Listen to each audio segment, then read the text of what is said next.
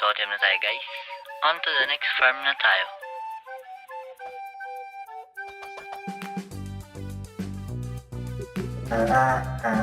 Uy, shit. Ba't dito nag-spawn? Pota. Engot!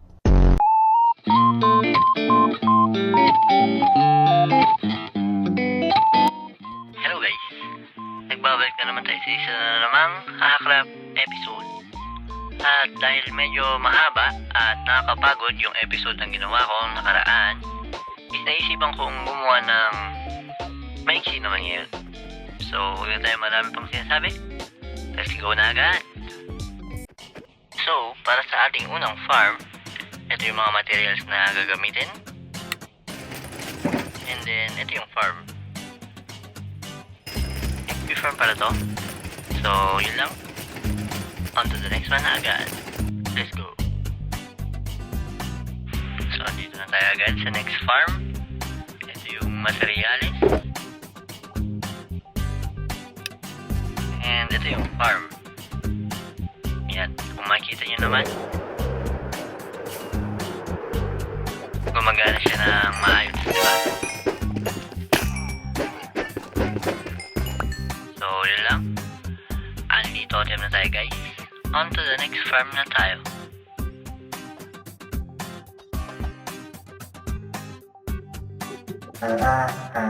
Uy, shit. Ba't dito nag-spawn? Pota. So, for our next farm, ito yung materials.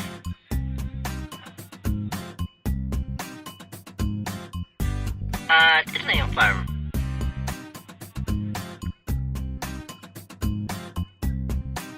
On to the next. So, next na agad. Ito yung materials.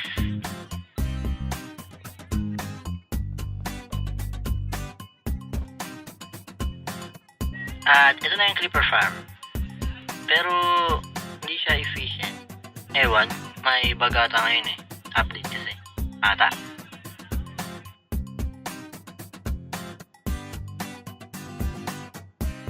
Kakauwi ko lang galing school at gagawa na agad tayo ng farm.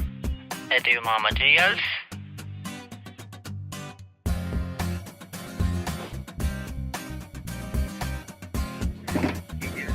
At ito na yung squid farm / trout farm na ewan but hindi ko magana. Basta, next project na. Let's go. I mean, farm. Let's go. At dahil sinisipag ako, magbibuild tayo ng farm bago ako matulog. Ito yung materials. At ito yung farm. Yan. Gumagana naman siya at medyo efficient.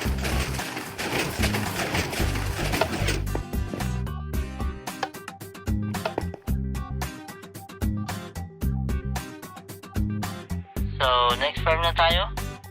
Pero, bago lahat, matutulog muna ako syempre. Ito. Kagising ko lang. May pasok ako mamaya. Pero, farm muna bago pumasok. So, ito yung materials. At ito na yung cactus farm natin na medyo efficient naman. Kaya, on to the next. Let's go.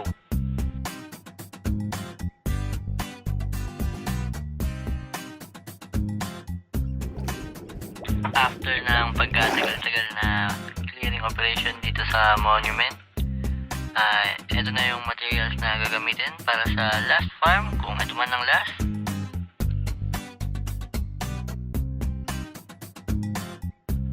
At ito na yung farm na grabing pakikipagsapalaran ng ginawa ko para magawa ko yan. Pero parang sulit naman siya.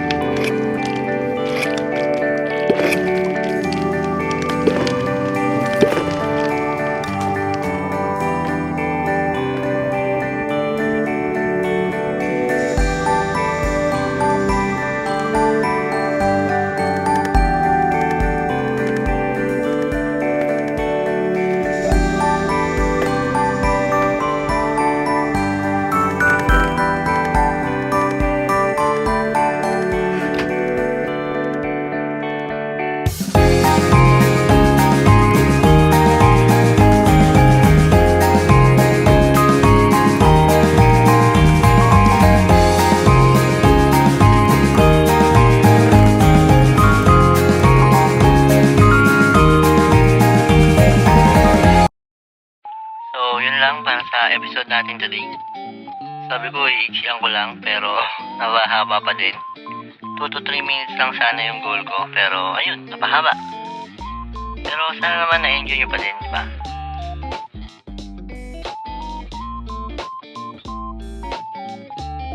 Tsaka ano pala, baka mas matagalan na yung mga upload ko.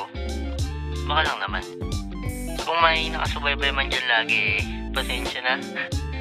May klase na kasi ulit. Madami na namang kabalbalan sa school. Tsaka ang gulo rin ng schedule ko ngayon. Pero I'll try my best pa din. May pasok na kasi kaya focus na ako sa intrams. Sa intrams no? Hindi sa academics. Aba, yun! Kupal ka ba? So ayun lang ulit para sa araw na to, mga pare. Maraming salamat sa panonood nyo. Hanggang sa muli at mag-ingat kayo palagi. Bye-bye.